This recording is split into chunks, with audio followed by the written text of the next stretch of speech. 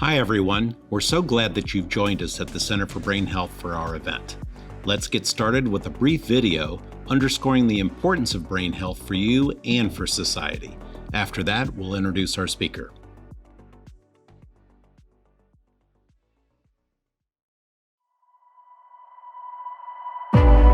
We work, we live, we innovate and create.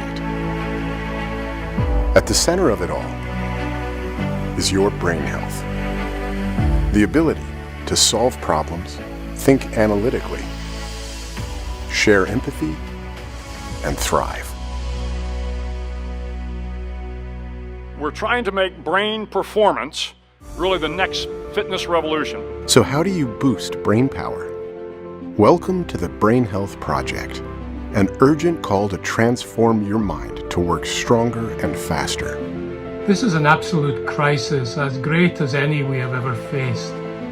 We have to equip the minds and brains of our citizens to cope with the accelerating, dizzying rate of change that they face in their lives. Your brain health is not fixed. Scientific discoveries prove it can adapt and grow regardless of your starting point. Our greatest value, the asset that will help us to change everything, every problem we're in, is all in our head. To harness that treasure, we must measure and monitor progress while things are going well versus waiting for an injury or disease to strike. Too many of us are outliving our brains, and that does not have to be the case. The information age is bombarding us with more content than our human brains can handle. How do you keep from getting lost in this? And focus on deep thinking. For starters, stop multitasking. Science shows us that multitasking is bad for your brain. It reduces fluid intelligence, causes brain atrophy, and increases chronic stress. The global pandemic is creating more stress than ever, stress that leads to depression and anxiety and beyond. Unlocking our potential to navigate these hurdles starts with learning the right strategies, even in school. So when teachers have these strategies, they're empowered to support our learners, and then the learners are now able to take ownership of their learning. Training kids how to think is doubling academic achievement among middle schoolers. I think the greatest national security threat is pre-K through 12. If we don't take care of educating our young men and women, then we have to ask ourselves, where are we going to be in 20 years? Our world-renowned scientists know you can increase your brain health, not lose it. It's time for a new category of health, brain health. You are a game changer. Ready to transform the world with us? Be a part of the brain health revolution. It starts here.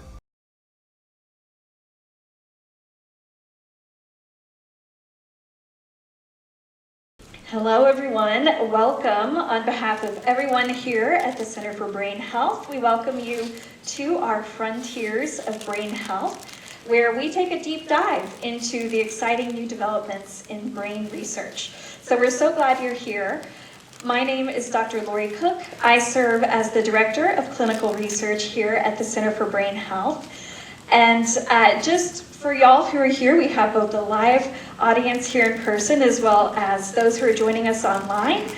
We will have some time after Dr. Green's talk to answer some questions. So for those of you who are virtual, please use the Q&A function that you see there in your Zoom. And those of you who are here in person, just have your questions ready to ask when the time is right. We'll get to as many as we have time for at the end of the presentation. And for those who are wondering, this talk will also be recorded, so we will distribute that to those of you who have registered as well.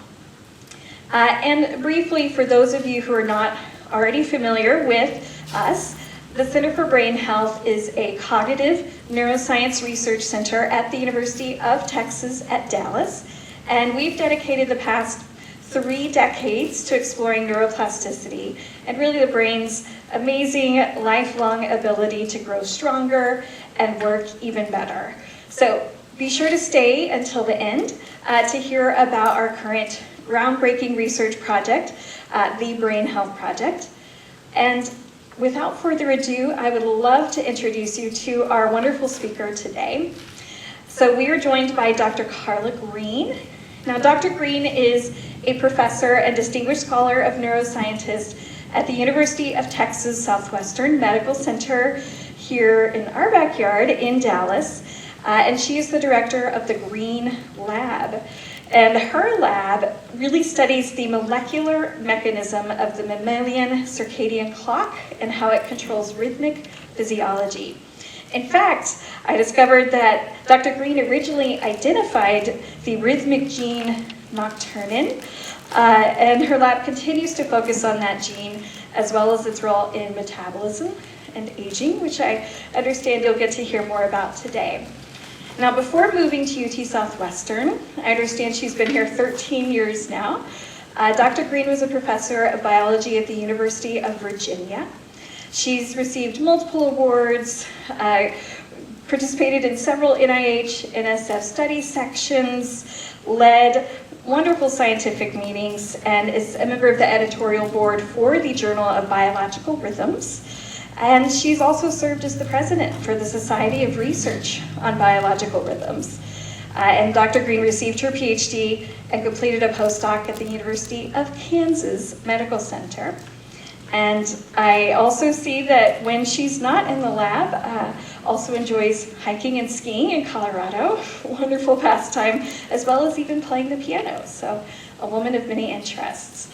So please, if you will, all join me in welcoming Dr. Carla Green.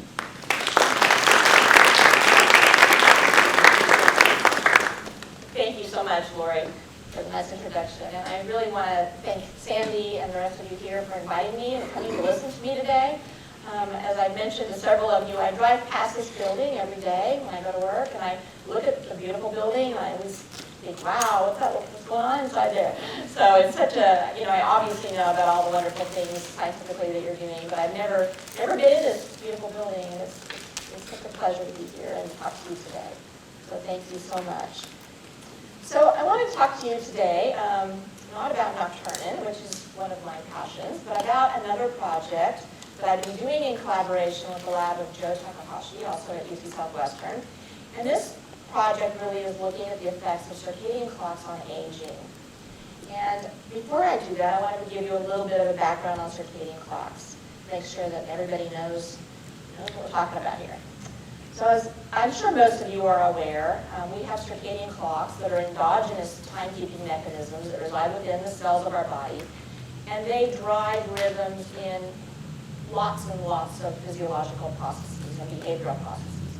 Most of you, of course, are aware of the sleep-wake cycle that gets really messed up if you travel to a different time zone because the clock is driving your sleep-wake cycle. We know we have eating cycles, but what this slide here shows you is just some examples of some of the many, many things that are under direct circadian control. So things like our body temperature rhythms, blood pressure changes a lot during the course of the day, secretion of various hormones, melatonin, cortisol, even cognitive abilities, such as your ability to compute or your ability to assess how long something takes, changes with the course of the day. Reaction times, coordination, alertness, all of these things are really being driven in rhythmic patterns by this internal circadian clock. So what is a circadian clock? Well, we believe, as those of us that study it, that this circadian clocks are these systems, these intracellular systems that have evolved over time to really take advantage of the daily cycle of light and dark that we see on our planet Earth. So we know that these circadian clocks exist in things all the way from bacteria all the way up to humans. Plants, fungi, all have clocks. They're all built around the same general sort of properties, although the genes and proteins involved change depending on which organism you're talking about.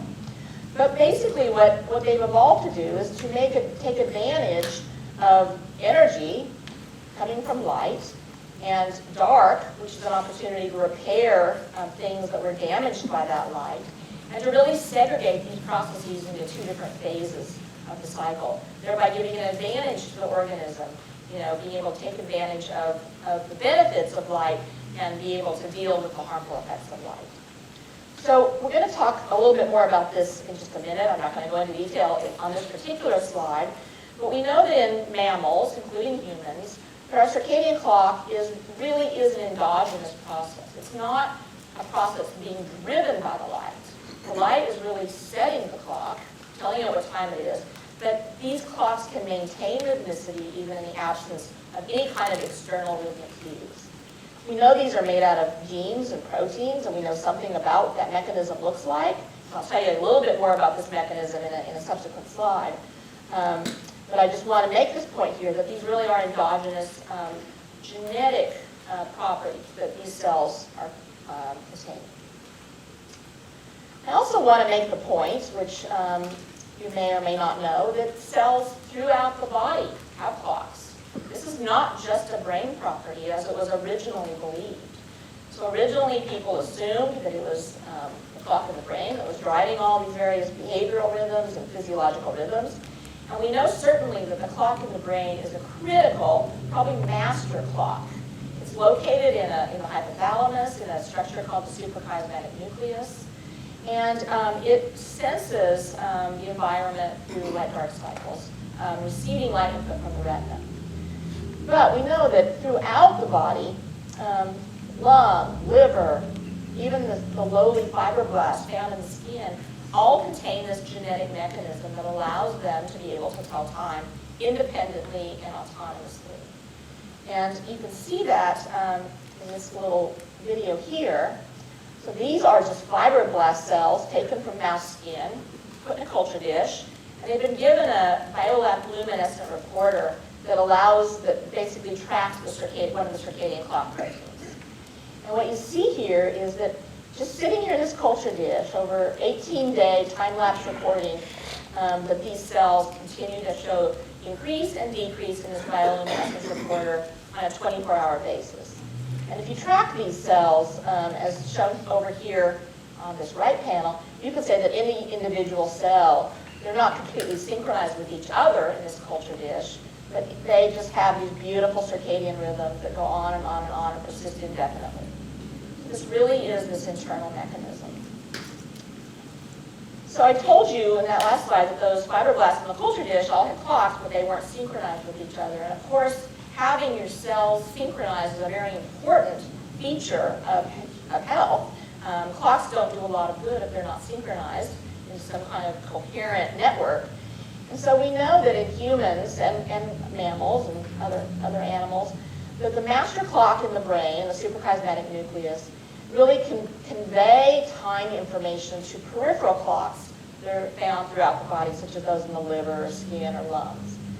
We know, as I mentioned on the last slide, that the SCN clock is receiving light input from the retina through the retinal hypothalamic tract, and that that light-dark information is telling that brain clock what time of day it is and how to phase its rhythms appropriately.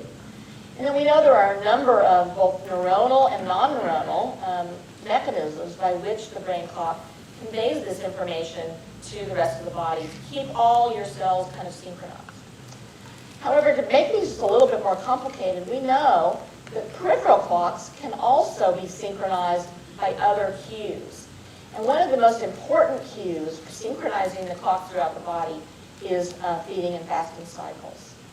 So we know that in some cases, for example, you travel to Europe and you're on a different time zone, we know that in those cases that the master clock can synchronize quite quickly to the light-dark cycle, but these peripheral clocks phase lag, and there's a lot of problems with that. And that's really the condition of jet lag that people experience, where the clocks throughout their body are desynchronized from one another.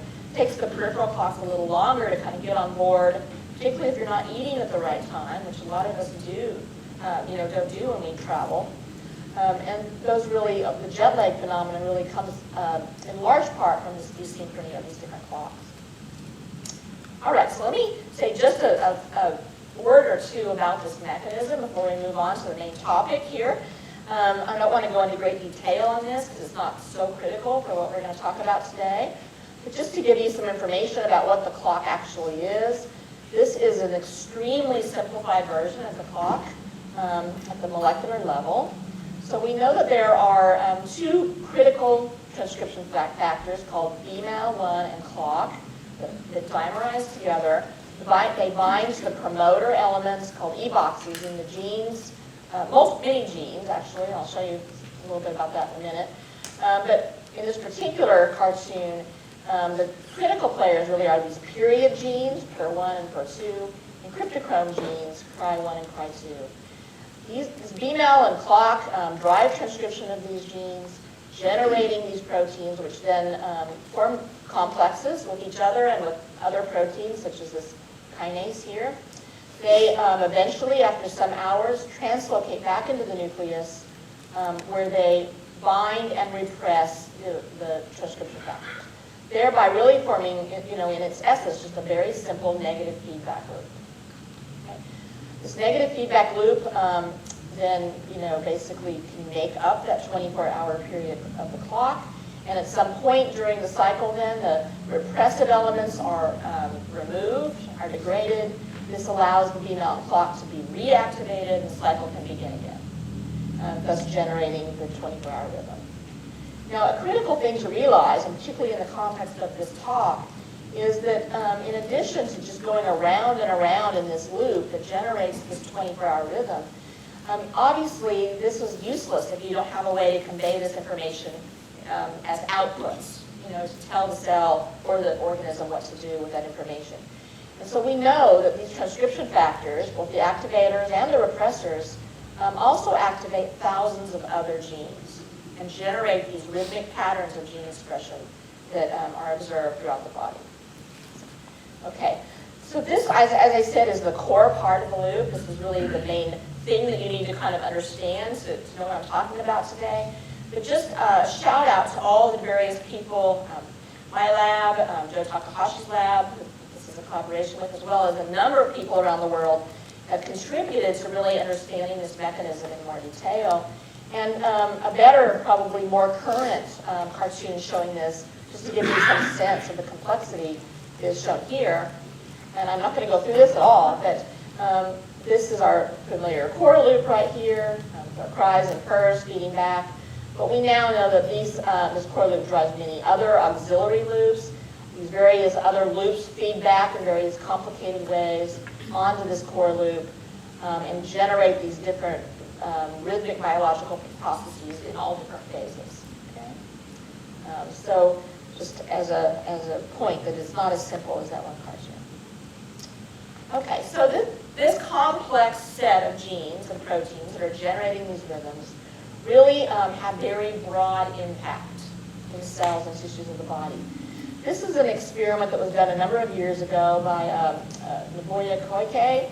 And what he did was a very large RNA-seq and ChIP-seq experiment, where he's looking at gene expression patterns and DNA occupancy patterns across the circadian day. This happens to be in the liver, this particular paper.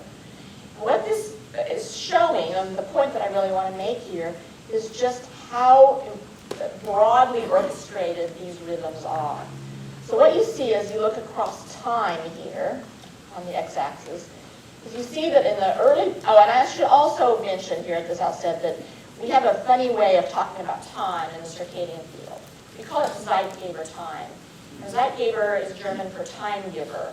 And what that really means is it's a reference time that refers to the light-dark cycle. Okay, so 0 always refers to lights on in the morning. So 0 to 12 is always daytime, and 12 to 24 is always nighttime, regardless of what time zone you're in or what mouse lights you have on or off in your facility. This is a standardized sort of time. So what you see here on this panel is really that in the middle of the day, or throughout the day, you see an increase here in the occupancy of BMAL and clock, those two critical transcription factors, binding to the DNA. Along with that, you see that they are recruiting various histone modification enzymes, coactivator proteins, and shortly after this kind of activation phase, you begin to see the RNA levels rise. And this is pre-RNA here. And then you even see occupancy of the RNA polymerase, which seems to be broadly rhythmic across almost all the genes in the cell, along with various other cofactors. Eventually, you see these products, cryptochromes and periods, increase in their occupancy. This begins the repression phase, starts to shut down clock and B-male activity. You start to see the RNA levels drop, and then eventually this is relieved and this begins again. And so really the point I want to make here is that this is an orchestrated pattern of things that happen each day. It's not clock and B-male binding to just a couple genes. It's thousands of genes. It's the entire RNA polymerase and cofactor system that is really under this circadian regulation on a daily basis. Okay, and just as an illustration of the breadth of this control, I'm going to show you one of these kind of old-fashioned biochemical charts here. These are metabolic pathways as defined by KEGG. And you can see here kind of your familiar glycolysis, TCA cycle, lipid synthesis, other pathways and so on, amino acid synthesis. And if you overlay onto this metabolic pathway chart, those steps of these pathways that are under direct circadian control through binding by clock and B-male to their genes, what you see is this. And so really what we see is that the clock, just in this example of metabolism here, is regulating almost every rate-limiting step in all these biosynthetic and biodegradation pathways. So we know from this sort of analysis, as well as many physiological studies, that the clock really controlled metabolism very broadly. And I'm not talking now about just liver metabolism, although that's what I've been showing you here, but metabolism in brain cells, in lung cells, in skin cells. These metabolic properties themselves are very circadian. Okay, so in addition to controlling all these various metabolic pathways, up here you see our little clock loop here we've been talking about, we know that the clock controls many other transcription factors, which they then themselves also can generate oscillating RNAs. These can control all of these metabolic properties that we were just talking about. Metabolic flux and so on. But what we also know is that these various products of the clock that are important in metabolism also feed back on the clock themselves.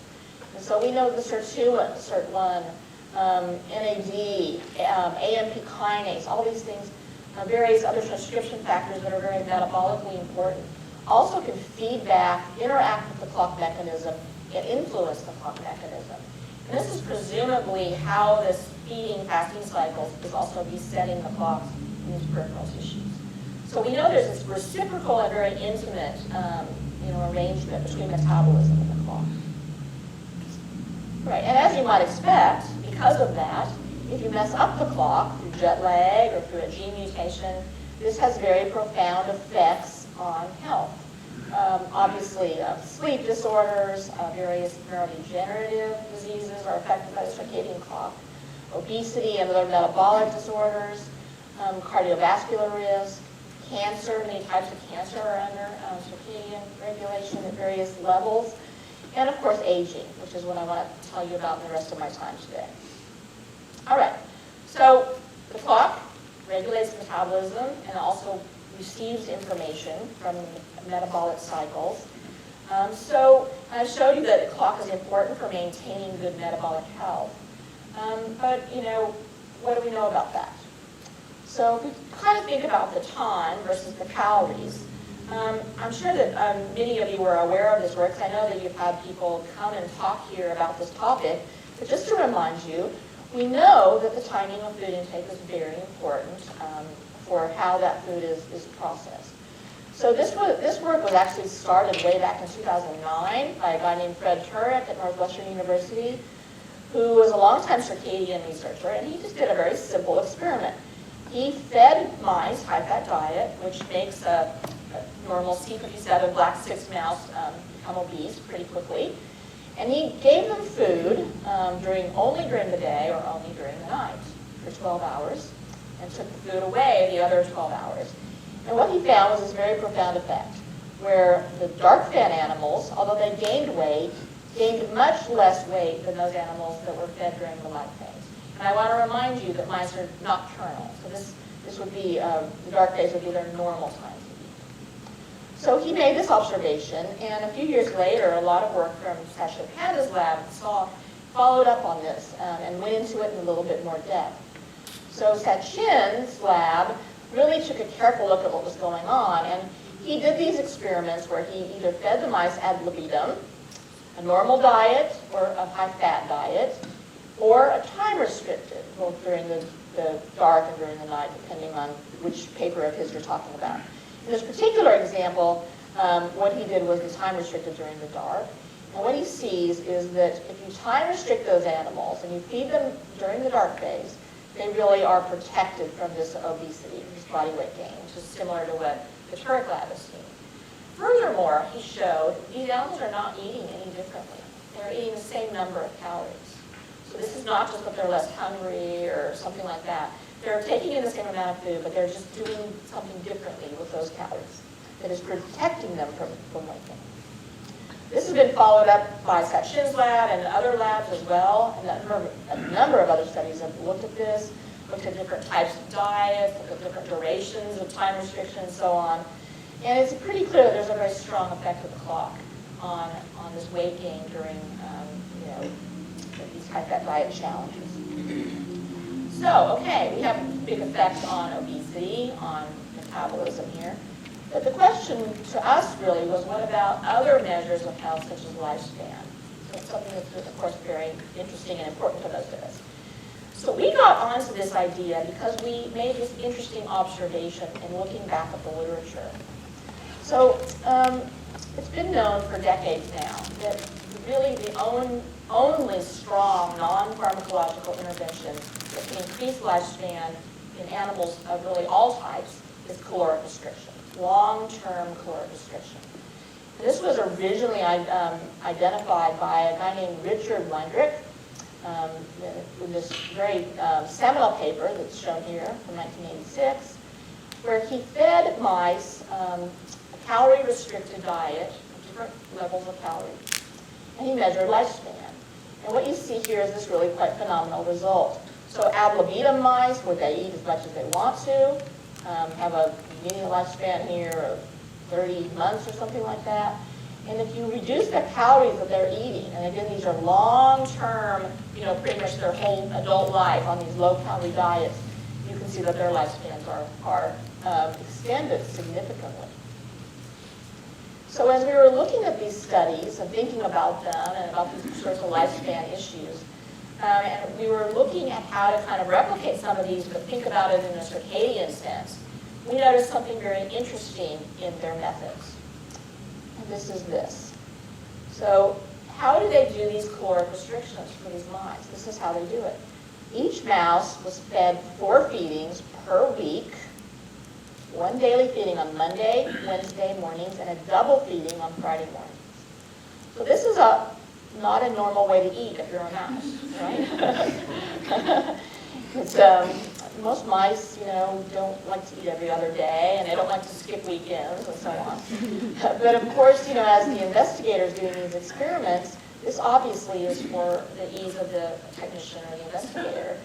And you might think these people are kind of lazy, but if you think about it, look how long these experiments are. They're years. And that means that if you were to feed a mouse, every day, you would have to have a technician that goes in. And of course, these groups have to be big to do lifespan. So you're feeding hundreds of mice every day for years. And so this is why they do it this way, obviously, because it's the only way, feasibly that they can really do it. But as circadian biologists, this is appalling to us. First of all, there's these weird feed-fast intervals. Secondly, they're feeding them in the morning, which is not when a mouse eats. They eat during the night. And so we know that if you feed animals at the wrong time of day, all kinds of things happen to the clocks in the body. So we were like, that is really kind of crazy. So I wonder what's going on here with these lifespan measurements. And really the question came, what is really giving this lifespan benefit? Is it really the calories? Or is it this fasting intervals? Maybe the fasting is what's doing it. Or maybe it's the timing of the food. And so we really set out to try to answer these questions. The other point I should make before I go on and show you our data is that this caloric restriction paradigm has really been shown to be beneficial in animals from flies to C. elegans, to mice, to rats, to non-human primates. So this is a very strong effect of caloric restriction on lifespan. We don't know if it's true in humans because nobody's ever been able to do this study, making a human basically be calorically restricted for their whole life. Nobody really wants to sign up for that. So, we don't know, but presumably it also would have the same effect in humans. All right. So in order to do this experiment well, we had to get around this problem of feeding these animals, thousands of animals in the case of our study, for 4 years or whatever. And so we did that by developing an automated feeding system. And I want to make a very strong point here about this person, a postdoc in Joe's lab in my lab, Victoria Castro Rodriguez. She is really the brute force behind this entire project that I'm telling you about. This is really her baby. She developed these feeders in collaboration with some engineers and computer scientists. She tested them, she worked out the prototypes, she conducted this entire huge experiment. So this is really her work that I'm talking about today. So the feeding system that she developed, again in collaboration with these engineers, had to be something that was scalable because we had to do this on really hundreds or 1,000 or more mice at a time. There are automatic feeding systems available that you can purchase. They cost around like $30,000 each from companies, and you can't get 1,000 of those, reasonably. Not to mention that they're big, they will fit into our facilities and so on. So we really had to develop something that we could afford to make a lot of, that could fit on a normal mouse cage, and that's what she did. And this thing has a little hopper that holds food, it has a sensor that tells them when the food has been taken. It's computer programmable, so we can tell it when to deliver food in some cases. And then we can really measure their activity because we have wheels in these cages and we can measure their feeding. Okay? So let me introduce you to the kind of data that we get from this. So this is an actogram. We have what I'm showing you here. You're going to see several of these, so I want to make sure you understand what these are. So you have day and night. You have each individual day stacked one on top of the other, so 1 through 43 days in this case. And what you see in these little black hash marks are the activity when the wheel runs. And you can see if you just look at the black marks here, these animals run during the nighttime, as you might expect for a mouse. They start running right at the beginning of the night, and they're pretty quiet during the day.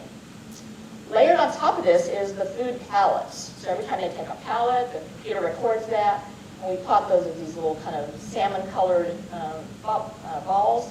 What you can see here also, I hope, is that if the animal is on ad-lib feeding where they can eat whenever they want, they choose to eat mostly during the night when they're active, as you might expect, although they do eat a little bit during the day. They wake up from their naps and they go and they get a pellet and then they go back to sleep.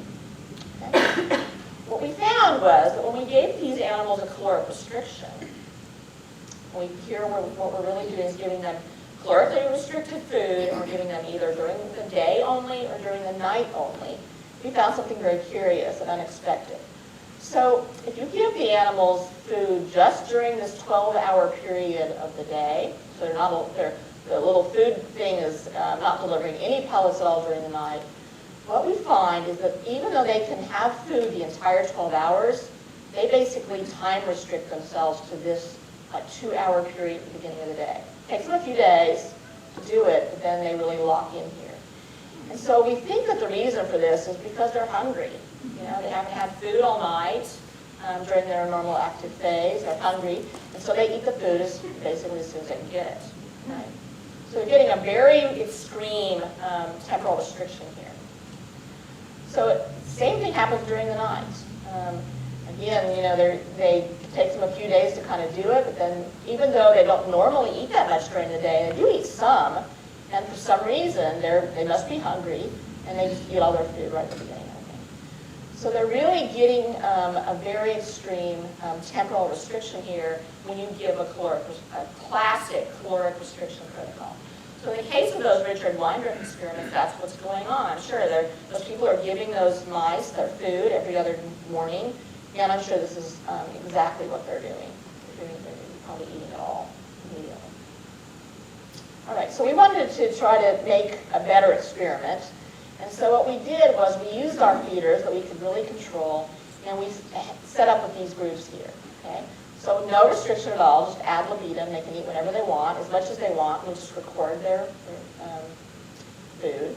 And then we have these different calorically restricted groups. Okay? And these are restricted to by about 30% of a normal, what a mouse would normally eat. We have these two groups, which are the ones I just showed you, where we don't impose any kind of time on them, but they just eat it all at the beginning.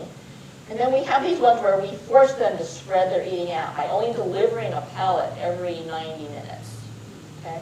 So we force them to spread their food intake out over the entire time. And then finally we have this completely spread out, where there's no day or night difference, where we spread the food out over the entire day. So here's some very long wheel running activity records, similar to the ones I just showed you. The beauty of these feeder systems is that we can monitor the activity and the food intake of these mice the entire life of their lifespan. These particular records here were cut off at 36 months, 3 years, because obviously some of the mice live longer than that, and we have records for everything. And again, what you can see is if you look at the activity patterns, you can see that they maintain, all the mice on all the groups, no matter when they're getting fed, maintain a largely nocturnal pattern of activity. The amount of activity is a little different depending on the group, and the pattern is a little different, but most of their activity is during the night. And what you can also observe is that as they get older, a lot of them get less active, okay, which you might expect. As old people, we get less active. You overlay food pellets, or when they're eating. Again, with the ad lib group, you see that they're eating mostly at night, but they do eat a considerable amount during the day as well, and they maintain that pattern through the whole life. If you give what we call the 2-hour calorically restricted, and again, this is not really restricting them to 2 hours, they're doing a self-imposed restriction here. Again, you see that that's maintained over their whole lives. They eat all their food at the beginning of the day, or the beginning of the night. If we give the 12-hour one, you can see here how nicely these feeders work. Basically, you can see by these long lines, this is the pellets getting distributed over the course of either the day or the night. And you can see that the animals take the pellets really as soon as they're delivered, again, because they're hungry. And so you get these kind of spread out patterns of eating. And then finally, the CR spread, which spreads the food evenly over the entire 24-hour period. All right, so what happens when you do this? So first of all, we just looked at some kind of normal assessments of the mice, their wheel running activity. Not so interesting. I'd say kind of all the groups kind of do the same thing. The ad libs maybe run a little bit less, but there's nothing really that remarkable. Daily food intake, you can see the ad lib group here. As they get older, they eat more and more, and then as they get real old, they eat less. But the calorically restricted groups, because we're controlling what they get, all eat identically. Okay? We're forcing that on them. And you can see here that there's not really a big difference in the body weight. All the groups really have the same, that are on caloric restriction are lean, and all are about the same, whereas the ad lib mice get pretty fat, and then they get skinnier as they get older. Okay. And again, I want to remind you, this is normal diet. This is not high-fat diet. So that's why we're not seeing these body changes that I showed you before. Right, so here's the real basic kind of take-home message, and that is what happens to lifespan. So if you give these mice what we call the CR spread, which is no difference between day and night in terms of the amount of pellets that they get, spread out equally, you get a lifespan extension of about 10%. This means that the caloric restriction is important and does provide some lifespan extension benefit. However, if you force these animals to have a fast, but you give the food at the wrong time of day, now what you get is a longer life. You have about 10% if you look at the median lifespan. That's also true for maximum lifespan. So this would be misaligned timing, but with a fast, there seems to be some benefit of that fast. So even though you're forcing them to eat at the wrong time of day, the reduced calories and the fast is beneficial. And I think what really surprised us and pleased us was when we looked at the nighttime groups. Because what we saw was a much extended lifespan. Now we're getting a 35% extension of median lifespan by aligning the timing properly with their normal circadian phase. So what do these animals die from? We did a lot of health measures, and I don't have time to go into all those today. They have a lot of benefits in terms of blood glucose, insulin, hormonal profiles that I'm not going to bother you with. But interestingly, they all die of cancer. All the groups die of cancer. It's just, and the same sorts of cancers, mostly liver cancers. But what happens is that the ones that are eating at night are getting that cancer much later. So it's really not a change in the type of mode of death. It's really a change in when they're getting these maladies. All right, so in the last few minutes, I want to quickly just tell you a little bit about the gene expression patterns that we saw as we try to really delve into what's going on with these animals. So we collected tissues from these animals as part of our experiment. We set a separate group aside that we were not measuring survival with, just to collect tissues at various ages so we could do gene expression analysis. This is liver data that I'm showing you. We also have a lot of other tissues in the freezer, brains included, that we haven't done the RNA-seq on yet. But in this particular example, what you see is I'm just showing you now effects of age. These are just going to be an ad lib group of mice. What you can see is that as the animals age, gene expression changes in the liver. Okay, that's probably not a big surprise. We get about 2,000 genes that get upregulated with age, and we get about 500 or so that get downregulated with age. And interestingly, what those genes are shown here. So in those that get upregulated with age, and you can see the kind of just some examples here with the gene expression profiles, are really things involved in inflammation and immune processes. Whereas those that get downregulated during aging are things that really are about metabolism, insulin, glucose utilization, lipid utilization.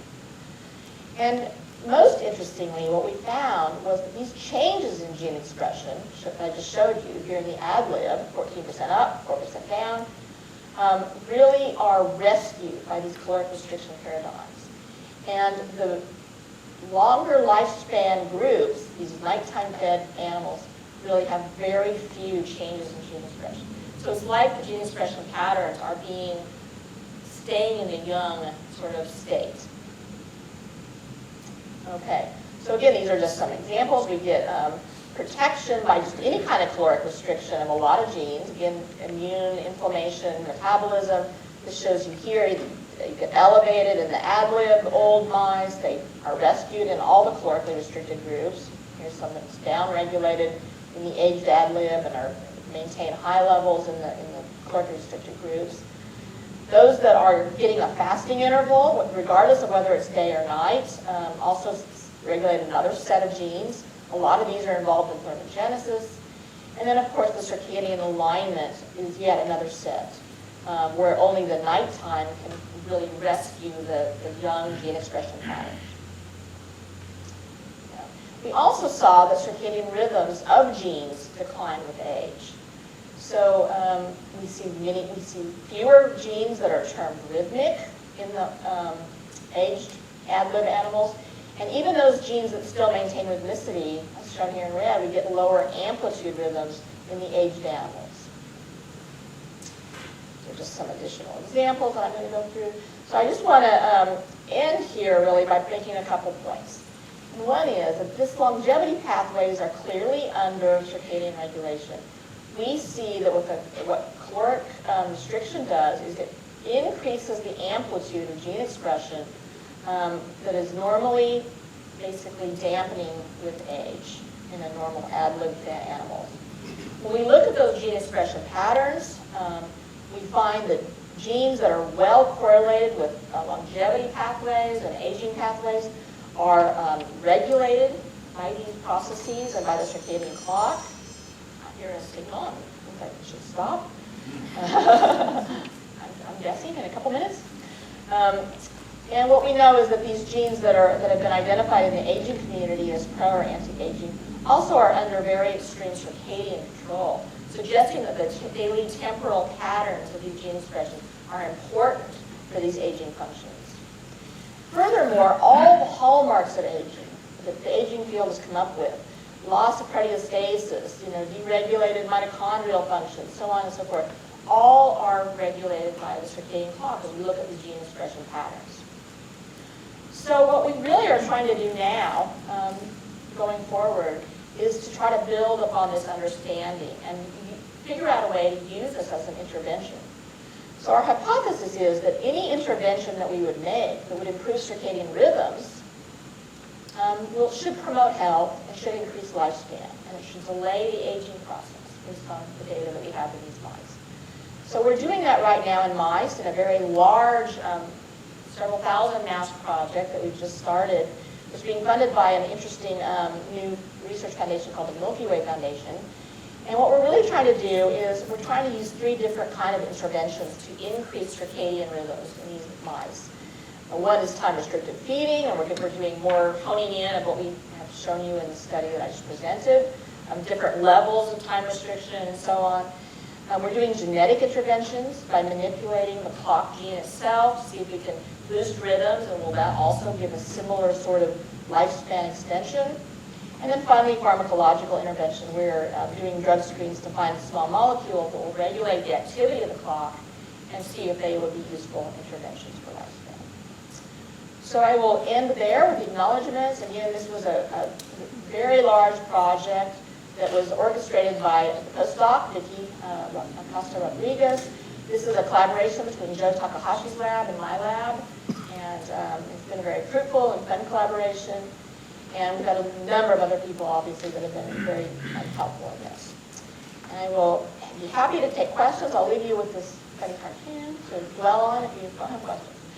So happy to answer questions if I can. Thank you so much, Dr. Green.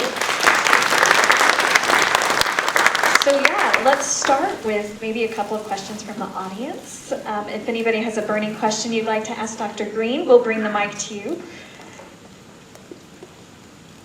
Anybody here? Steve. So you'll quickly know that I'm the non-scientist in the audience kind of question I asked, but is the circadian rhythm influencing the overall weight gain and the other negative impacts of that? Which feeds the other, right? Because ultimately, the more excess weight you're carrying, the shorter your lifespan. Right, yeah. So that's a great question, and that's a question we frequently get. So what you'll notice, I'd like to go back to the slide if you'd like, but there was no correlation between body weight and lifespan extension in our study. So I think that would probably be different if you were feeding them a high-fat diet, because we do know that the clock does control body weight on that paradigm, but there is absolutely no correlation.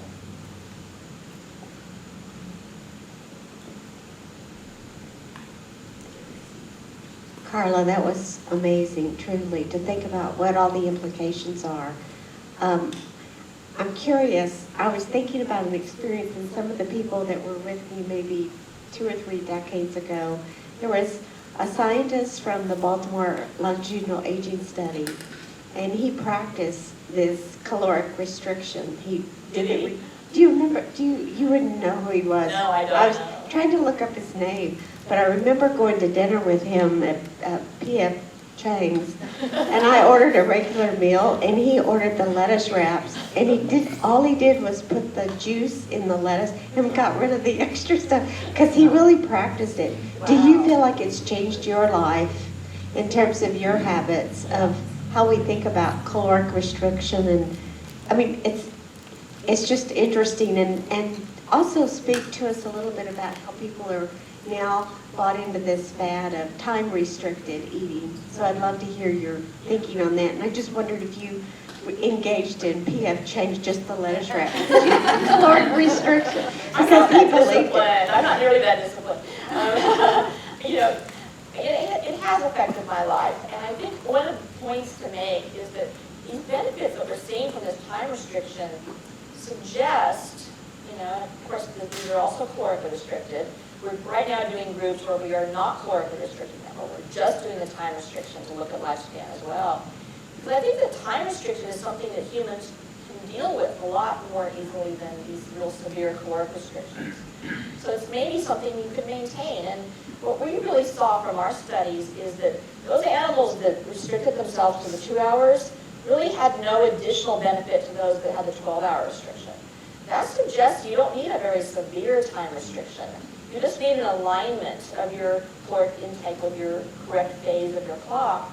And again, without the caloric restriction, will we see these great effects? We don't know. We should know that soon. But I think that thinking about time is maybe a way to adapt your lifestyle, even if you can't achieve the 30% caloric restrictions, it's certainly more healthy benefits.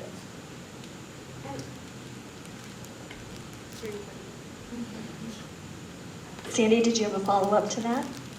Well, it wasn't a follow-up, but I'm very interested in sleep aids because some of the different sleep aids that are given actually give you brain fog. And I just wondered, does it help? If you think about the benefits, oh, well, I need to sleep and I get all these benefits and it doesn't matter if I have brain fog, that it's slowing that down. Do you, and I didn't know if you've given any mice sleep aids, but do you take a stance on that? Is that too far? Yeah, I don't know the answer, and I think it's just not been studied well enough. You know, and we get a lot of questions about whether the daytime eating in our mice is affecting their sleep, and perhaps that could be some of the negative aspects. We can't rule that out, but we don't think so. We aren't measuring sleep in these mice. It's just impractical at this level, but. What we do know is that mice don't have consolidated sleep the way humans do. They typically wake up throughout their sleeping period, eat and do stuff. So we don't think that they're getting less sleep even when we're giving them the daytime feeding. But it is a question we get a lot, is whether sleep's impacting them. While Paige is carrying this to the next questioner, if you can answer, can humans game their circadian clock? You can if you stay out of the light, dark cycles.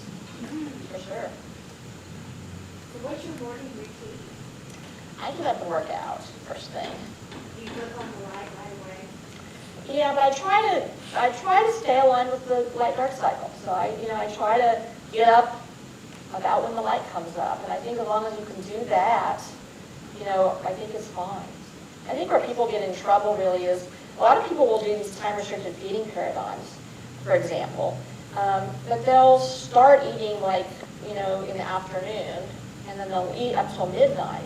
So they're time restricted, and they're probably getting the benefit of the fast, as we show. There is a benefit, but they're not really aligned with the light-dark cycle. And so they're probably not getting the maximum benefit they would if they were more centered around when the light and dark. I want to share some of the questions from our online viewers. I think there have been some curiosities about things that might disrupt circadian rhythms. So for example, here's a question, do medications that are prescribed for depression, for example, do these interfere with the circadian rhythm? It depends on the drug. They can. Okay. Yeah. Not all do. I think we've also had a question here that pertains to the study that you shared. It says, the experimental subjects were calorically restricted by how much? What was that 30%. 30%. So they're asking, do you estimate that the energy expenditure and the energy intake that these rodents, is this, what they might typically have? Or, what percent of calories is restricted for all the groups to be able to see these outcomes? Yeah, so we use 30% in our case because based on the other studies that have been done in mice, that you got a strong effect there, but the animals were not so starving, really. So it was kind of the sweet spot, essentially. And the way we determined that was to measure them ad lib before the study ever started for a long time, and get a very good assessment for what a normal mouse eats and how that varies over the course of their lifespan. And we adjusted food over the lifespan to really maintain a 30% caloric reduction. We did not measure energy expenditure in these particular studies. We now have a whole bank of metabolic pages for this coming up study, so we're going to be able to do that. Not continually, but we'll take animals and put them in there every so often so we can get a kind of a time course of what's going on metabolically with them. So I think that'll be really interesting to know. Excellent, thank you. Sure, Sandy. Yes. Any other questions? Oh, yeah, they're in the back. So since the circadian rhythm presumably was developed in response to patterns with DNA repair, is there potential difference in caloric restriction with nocturnal versus non-nocturnal animals? In terms of the DNA repair patterns?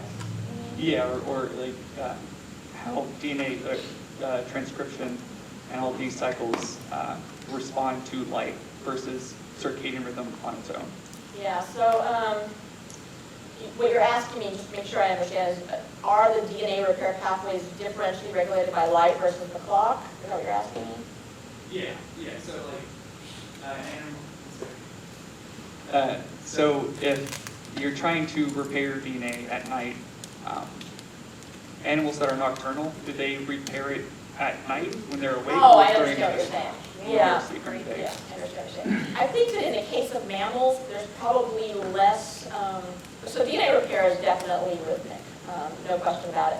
But the point I was really making on that slide is that was the evolutionary process where we had single-cell organisms that were basically being blasted by light all the time. That was kind of probably a reason why these things originated. I think, for example, in mammals, that really most of the tissues are generally protected from light. You probably are not as influenced by if you're a nocturnal or diurnal organism. There's certainly been a lot of studies on rhythms of DNA repair, but mostly been done in cells and not in different tissues of animals on different paradigms and stuff. So I don't really know the answer. I do think there's an interesting question coming from online. They're asking, is the circadian cycle important when it comes to the time we might exercise to get the most benefit? Yeah, so there are people that are studying this, and I think they have not really locked on to the correct answer. I think it depends on your lifestyle, what you're eating, what type of exercise, but there certainly are different performance. You perform better, for sure, at certain times of day. And again, it depends on what exercise you're talking about. Late afternoon is usually considered to be the strong performance time. In terms of health benefits of exercise, I know people are studying that. I don't remember offhand what they decided was the best. Probably can use better than that. But Thank you. I'm sure time matters. No, go ahead. So my question is, it doesn't really take a lifetime to show the benefits. If you could do a human study, I really don't have to commit for lifetime. It looks like you could get them within the first few months. What human study would you want to do first to show that these impacts could change me? And you would say, I do this and Steve does something else. What would it be? Would it be healthy people? Would it be someone who has really severe sleep problems? Or what kind of population would you love to study? You could think up so many different interesting experimental paradigms. So I don't know if I have a favorite, but you know, we're thinking about this a lot. We really would like to translate this to humans. And there are people that are doing some short-term things like this, obviously, in humans. People at Pennington Institute in Louisiana are doing some metabolic stuff like this. But you know, I think what we really need to identify, what we're hoping the mouse studies will do, is by delving into what the mechanisms are, we can get some markers, health markers, that are really being affected by this paradigm that aren't lifespan, that we could then measure in people on a shorter term basis. So if we know, for example, this gene expression pattern or this plasma components change in this way with our nighttime feeding in mice, and that's what we really attribute the benefit to, then those markers can be used in humans on shorter term studies. And we're hoping we'll get that information from these things so we can do the translation. Wonderful. Any other questions here in the room? We have one more online. Somebody is curious, are DNA brain cells repaired at the same rate as the rest of the body? Gosh, I don't know. I don't know the answer. That is interesting. I don't know. So I was just wondering about like extreme cases, but have y'all ever looked at like, I guess doing an experimental design? Like I'm thinking about people who live in Alaska, right, where like can go like 24 hours with just daylight or vice versa with darkness. Would that also affect, I guess, the circadian rhythm or? Yeah, it can. So we get that question a lot, like what happens, you know, to animals or people that are living in these really extreme light cycles. And again, not enough studies have been done. Mostly they've been done on things like reindeer and animals like that live in these kind of things. And what happens to those animals, they go from these really like extreme light, long summer days to basically almost no light during the winter, is that they tend to reduce the amplitude of their circadian clock. They almost kind of like quiet it so that they kind of don't have to bother with it since they have constant conditions. Kind of interesting. I'm not sure that's going to be universally true. That was an interesting observation in reindeer at least. Same thing happens with, there's all these funny animals like blind salamanders that live in dark caves and stuff like that. And some of them have kind of lost their clocks. Some of them maintain them, but it turns out those are the ones mostly that are getting like rhythmic food coming in, like, insects or things flowing into the cave. So there's this kind of interesting ecological questions or situations where you can explore these different things. It's hard to know how universal the answers are, but. Wonderful. Well, thank you so much, Dr. Green. I know we could probably ask you questions all day into the night. Thank you all for joining us online as well, and we so appreciate your work and how it's really furthering our own knowledge of lifelong brain health, definitely a shared mission of ours. And so again, for those of you, I promise, stick around to the end so you can learn a bit more about our Brain Health Project.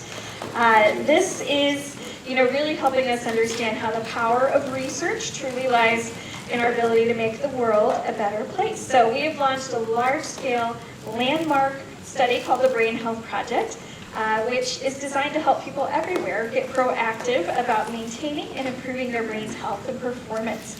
So if you're interested in learning more about the Brain Health Project, we encourage you to scan the QR code. You can also visit the project website at www.thebrainhealthproject.org. And for everybody here as well as online, we hope that you can join us for the next Frontiers lecture. It'll be 2 weeks from today on Friday, September 23rd, where we will be hearing from Dr. Sonia Ren from right here at UT Dallas. Thank you again, Dr. Green, and hope you have a great rest of your day.